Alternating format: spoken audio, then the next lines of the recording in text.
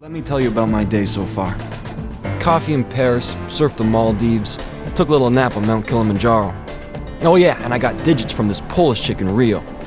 And then I jumped back for the final quarter of the NBA Finals, courtside of course, and all that was before lunch. I could go on, but all I'm saying is, I'm standing on top of the world. Later train here. It wasn't always like this. At the beginning of the film, we see the main character named David, an ordinary student at an ordinary American school. He likes a girl named Millie. During their conversation, the guy notices various photos from different countries on her school locker. It turns out she really dreams of traveling around the world. And later, David gives her a snow globe with the Eiffel Tower inside. Millie likes it, but this moment is interrupted by Mark, who teases David for being a dork and throws the snow globe onto the middle of a frozen lake. Apparently, Mark also likes Millie. David is determined to get it back, but when he walks on the ice can't support his weight and breaks. The freezing water engulfs the boy and causes him to panic to such an extent that he suddenly disappears from the lake, only to appear in the library. Frightened, David decides to ignore what just happened and go home with the rescued globe. At home, his displeased father named William awaits him. He immediately starts yelling at David for being late, despite the fact that the guy almost died. So, the guy just hides in his room, locking the door. The furious William starts pushing the door, and when he's about to break in, David disappears and ends up in that same library again. Finally, the guy realizes he has superpowers that he can't yet control. The guy tries to leave the library and immediately finds himself in his bedroom at home. He grabs his savings and runs away to start a new life without constant bullying from his father and classmates. But first he stops by Millie's house, leaving the snow globe on the swing so she knows he's alive and well. Next, David moves to the city and rents a dark room in a motel. With a bunch of questions, he starts testing his powers, trying to understand how it all works. The first few times he crashed into a tree, but eventually he manages to figure it out. Upon returning to his new room, the guy looks at photos of places he wants to visit, but he had no idea he could teleport there just by looking at a photo.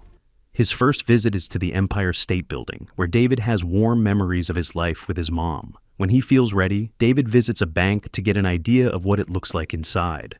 I think each of you would also get the idea to teleport into a bank to become a little richer. David asks the guard where the bathroom is, and on the way there, notices a huge safe that stores a lot of money. And as we can guess, in the evening, the guy teleports inside the bank to steal all the money. First, he teleports to the bathroom, and from there into the vault itself.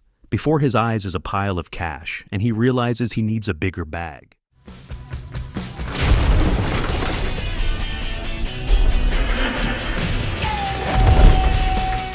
He makes several such trips and takes out a decent sum of money. The guy jumps on the bed covered with cash in joy. At this moment, the hotel owner knocks on his door to ask for money for 2 days. Hello? The next day, the bank discovers the robbery. All services arrive, as well as a man in a gray cloak named Roland. He shows his NSA credentials and calmly enters the bank. He has experience with such cases and knows about the existence of guys like David. He's sure it was teleportation, since the locks weren't opened at all. 8 years later, David is living his best life. He has a luxurious penthouse in New York, filled with expensive items and such good control over his powers that he uses them only to get to the kitchen and the couch. He has an entire room that stores a huge amount of cash from different countries, and his walls are full of photos and landmarks that allow him to easily teleport to any point in the world. One evening, he appears in the very center of London, on Big Ben, and enters a pub, where he openly teleports to a beautiful girl. This carelessness is noticed by another guy named Griffin, but David says nothing and just leaves with the girl. While she sleeps, he teleports to the coast to go surfing at dawn, but unfortunately today there are no waves in these parts, so he teleports to Fiji, where the wave reaches 10 meters. And for lunch, he drops by the head of the Sphinx in Egypt. At this time, we're shown the jungle where Roland catches one of the jumpers using an electromagnetic field made of live wires that prevents them from teleporting again. These people call themselves paladins and hunt down teleporters. Roland kills the guy without hesitation, then receives a call about their next lead. A few moments later, David returns to his apartment and finds Roland there, who hints that he knows everything, and when the guy asks Roland to leave, he hits him with a special baton that shocks him and prevents David from teleporting further than a few feet inside the apartment. But the guy still tries to go farther and looks at photos, but it doesn't work. After this, David manages to teleport into a hidden room in his wall. Roland follows the cable and starts breaking down the wall, but David grabs a bunch of money and teleports to his old house to his father. William hears the noise and rushes to meet his son, saying he feels crazy and that David can come anytime. David assures William that he's not crazy before disappearing again. Not giving up, Roland looks at the photos and sends his people there. He also goes through David's things and finds an old photo of Millie and understands how to proceed now. The next morning, David thinks about visiting William, but can't bring himself to talk to him. Instead, he goes to Millie's house, and Millie's mother is shocked to learn that David is alive and hugs him. She tells David that Millie works at a local bar, and David heads there only to feel like a coward again as soon as he sees the older Millie. David tries to leave, but he's noticed, and he runs into Mark, who immediately recognizes him and starts asking questions. Millie hears him and tells him she saw David when he arrived and was waiting for him to say something. This makes Mark jealous, and he tries to attack Millie, forcing David to hit him for it. This causes a fight that ends outside, giving David a chance to push Mark through the fence and teleport him while no one is looking. They appeared inside the bank vault that David robbed, and David threatens Mark with worse before disappearing, leaving Mark in the vault as punishment. After this, David returns to the bar and finally talks to Millie, who gave up her dream of traveling because she had to face reality. David tells her he works in banking and offers to take her to Rome, which Millie obviously accepts. This is overheard by Griffin, who is somehow at the same bar. And later, they do go to Rome, but on a regular plane so she doesn't know about David's abilities. Meanwhile, Roland comes to the police station, pretending to be a CIA agent, and hits a detective when he's not believed. Then he interrogates Mark, saying he believes his crazy story about teleportation. Happy to have found an ally, Mark tells Roland about David and Millie. Roland immediately calls his people to send them to Italy. A few hours later, David and Millie are in a very luxurious hotel. Millie is suspicious about David's real job, but he swears he's not lying. After, they leave the hotel to enjoy the beauty of Rome, while Griffin watches from a distance. Eventually, David and Millie try to enter the Colosseum, but it's already closed. While Millie is distracted, David teleports inside to open a side door and pretends he just found it. The couple wanders around and enjoys the history behind these sites. David pulls the same trick every time they find a locked door. You'll catch on. Once again, he teleports to the lower part of the Colosseum and runs into Griffin. David tries to ignore him, but Griffin suddenly teleports in front of him and explains that teleporters exist all over the world. Griffin scolds David for dragging a non-teleporter into this. Because of this, his girlfriend could get hurt. Griffin explains that the paladins know about all movements, and at that minute, they emerge from a dark opening. David is immediately stunned by a special electric baton and can't move. But Griffin has more experience with these guys' tricks. He's encountered them before. He teleports in seconds and quickly knocks them down one by one, thereby saving David. Then he tells him about the Paladin organization, which catches and kills guys like David. Suddenly, a Colosseum employee appears and screams for help. So Griffin teleports, and David jumps into the rift left by Griffin. And as a result of teleportation, he moves along his path and ends up in his hideout. The furious Griffin reminds him that he left Millie alone, and David immediately jumps back to pull Millie out of the building. Unfortunately, the police are waiting outside and arrest them. 8 hours later, the police try to interrogate David, although they can't arrest them until the U.S. Embassy magistrate arrives. This judge turns out to be his mother, Mary, who apparently knows something about her son's abilities. She frees David from the handcuffs and tells him to run before new paladins arrive. David tries to follow her to demand explanations, but a policeman stands in his way, so David teleports him to Egypt as punishment. Then David returns to the station and tells Millie that the police let them go. Millie doesn't believe it can be that simple, but David asks her to trust him and takes her to the airport. Not understanding why they're running if everything seems fine, Millie demands explanations. David shows her all the money in his bag, but doesn't give her a penny, saying they can't be together anymore. Feeling betrayed, Millie flies back to her hometown alone. Meanwhile, Roland's team calls him and reports that they were defeated, as if someone knew they were coming. and Roland says he has a plan, after which he visits David's father, who pretends he hasn't seen his son in 8 years. Roland also notices the mother's photo and wonders. William also says that even if he does see David, he won't tell the police, which Roland doesn't like. If I hear anything, I'll be sure to give you a holler.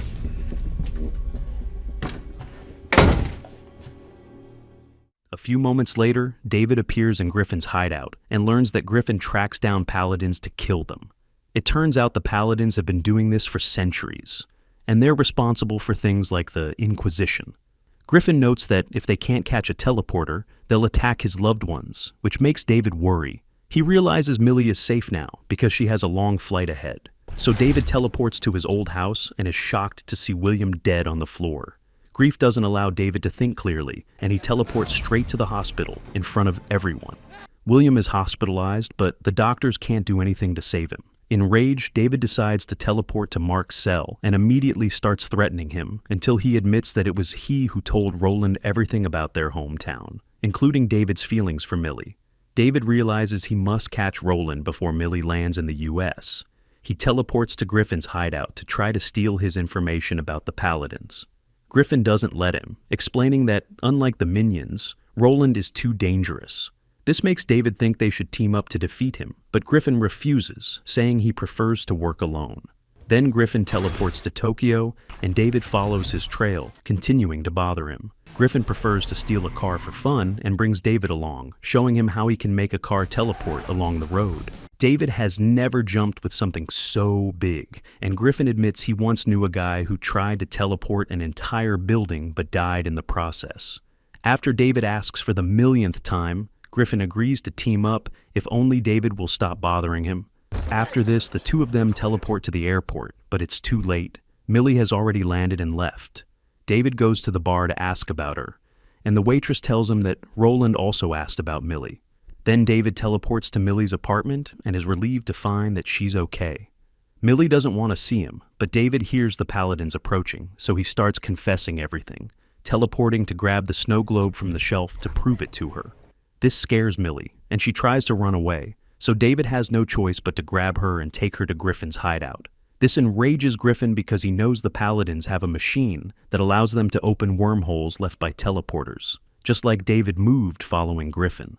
At this time, Roland and his people arrive at Millie's apartment and do exactly what Griffin feared. While they wait for the wormhole to open, the boys hide, and David discovers that Griffin's research includes his own mother because Mary is also a paladin.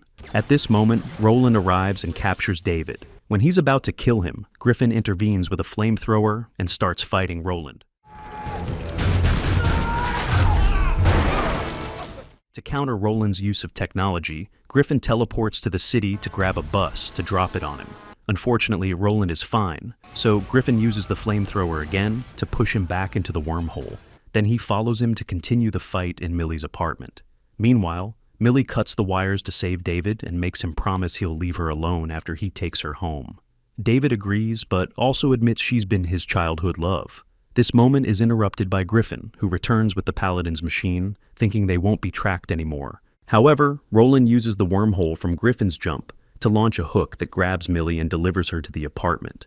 David wants to save Millie, but Griffin starts preparing a bomb to blow up the apartment and kill all the Paladins once and for all, not caring that Millie will also die in the process.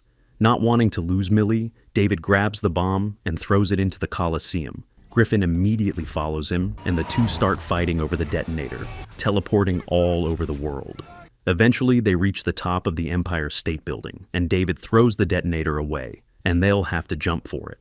A new series of jumps begins again, and Griffin teleports a truck to knock David down. They teleport to a battlefield in Iran 2026. Ignoring the war around them, Griffin gets the detonator, but at this moment, David jumps on him and presses him against a pylon to trap Griffin for a while. After this, David teleports to Millie's apartment and finds her tied to the wall. As soon as he tries to save her, Roland attacks him with a baton. Then Roland prepares to kill him, but Millie apologizes for misunderstanding everything, and this gives David the support he needs. Suddenly, the entire room disappears from the building and teleports into the middle of a river. David's head is spinning underwater, so Millie swims to him so he can teleport again to the old library. After Millie wakes David, he notices Roland is still here. He teleports Millie to safety before jumping on Roland, teleporting him to an isolated cave in the middle of the Grand Canyon. Before leaving, David notes that he's a good person because he could have left Roland with the sharks. Roland remains alone on the edge of a huge cliff. Many days later, David follows clues about his mother to a house in a snowy area. When he knocks on the house, he finds Isabella from Twilight on the doorstep.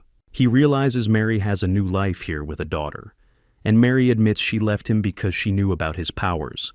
Mary refuses to leave her paladin job and hugs him, explaining that she loves David. David leaves when he acknowledges that his mother is the enemy and meets with Millie, who leaves with him to warmer places.